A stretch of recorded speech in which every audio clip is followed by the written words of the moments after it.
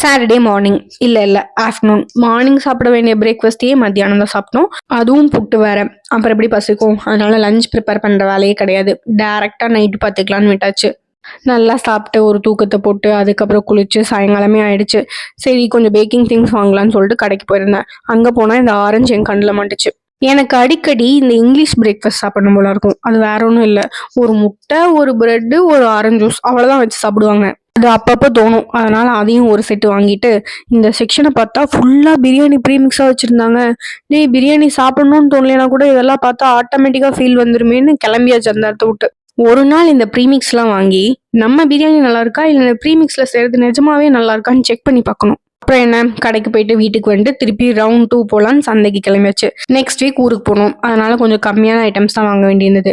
வாங்கிட்டு நமக்கு தான் சந்தையில் ஏதாவது சாப்பிடணுமே பார்த்தா நம்ம சமோசாக்காரரானா இருந்தாங்க. அவர்கிட்ட 4 வாங்கி உள்ள தள்ளியாச்சு.